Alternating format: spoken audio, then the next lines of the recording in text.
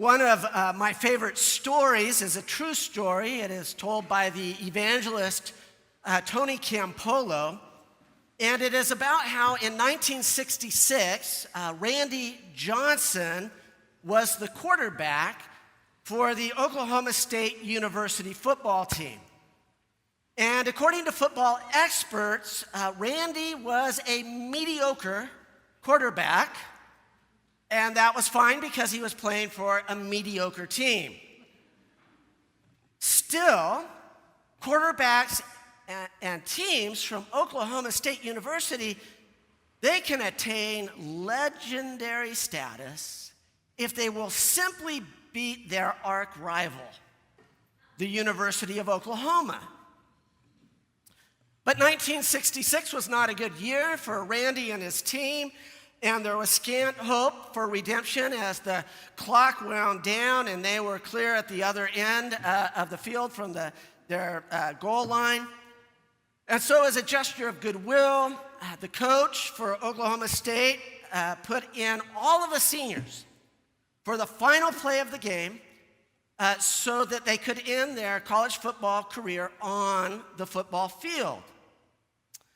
With just seconds left and 80 yards to go, because there was no real chance of scoring, the coach told Randy to call whatever play he wanted to call.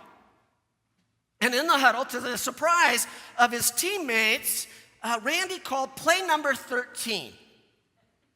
It was a trick play that the team had never used because it had never worked in practice. Well, the impossible happened. The play worked. Oklahoma State scored, and Randy's team ended up winning the game 15-14. The fans went wild.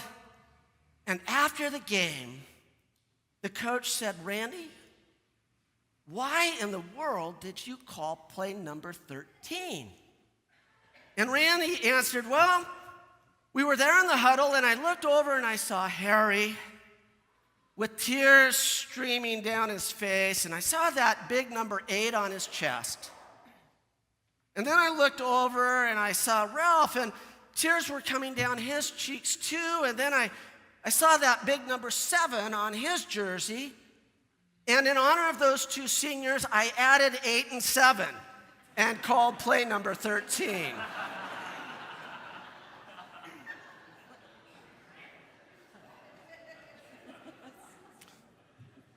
Randy, his coach, said, 8 and 7 don't add up to 13. And Randy thought for a moment and then said, "You're right, coach. If I had been as smart as you are, we would have lost the game." Isn't that a great story? And it's a good reminder that the correct answers, the answers that add up, are not always the best answers. The best answers that so often don't add up at all. Easter is nothing if not a celebration that the correct answers turned out to be all wrong. The Gospel of Luke tells us that on Sunday morning, on the third day following the crucifixion, so Friday, crucifixion, Saturday, Sunday, third day, the women who followed Jesus into Jerusalem returned to the tomb where Joseph of Arimathea had laid Jesus' lifeless body. According to Luke, Mary Magdalene, Joanna, Mary, the mother of James, which is interesting because that means she's also the mother of Jesus, and some other women got up early, got dressed, gathered their supplies, and hiked to the tomb. They carried spices with them to tend to the body of their beloved teacher. And everything that Luke describes here as the women, as they do, is reasonable, right? I mean, because the correct answer is that a crucified body sealed in a tomb will stay put. But the women were wrong. And then the woman run and tell the rest of the disciples that the body of Jesus is missing. But these disciples, to their ears, it sounds like a fairy tale. Utter nonsense, not only because it's women telling them, as it would have been in that day, but because the correct answer is that the remains of their executed rabbi will stay exactly where they've been put. But they were wrong. And then, according to Luke's version, Peter gets up and runs to the tomb and stoops to look inside. Because again, Peter is correct to believe that a dead body, scourged, lacerated, pierced, wounded, will stay put.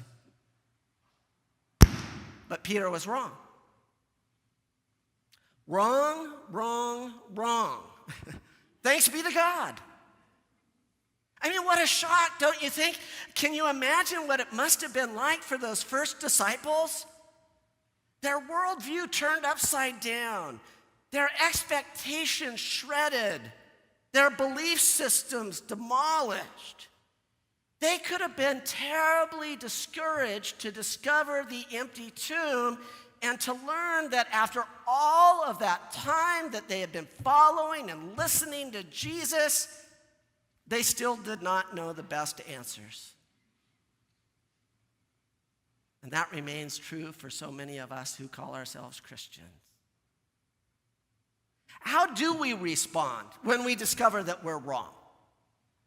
Well, whether you're 5 years old, or an elected politician, or a famous athlete, or a religious leader, or a high-powered executive, the rules are the same. When you discover that you're wrong, deny it.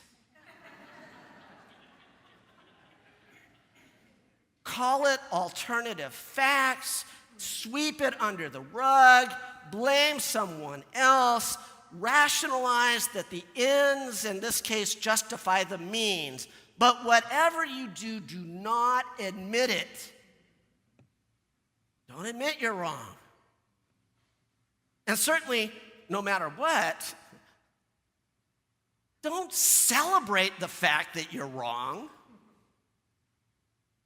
But that's why we're here, isn't it? To celebrate being wrong. Our faith in the resurrection, like so many of Jesus' teachings, it turns conventional wisdom on its head. In our modern scientific understanding of the world, the way the world works, God's best answers still don't add up. And if you think that it added up for the first disciples, if you think it was easier for them to believe than it is for us, then you just haven't read the Gospels. But here's that key difference between those early disciples and us. When the first disciples came to believe that they were wrong, they not only admitted it, not only did they tell the story of how wrong they were, they built a community upon that fact. And they allowed the power of Christ's resurrection to forever transform the calculus of their lives.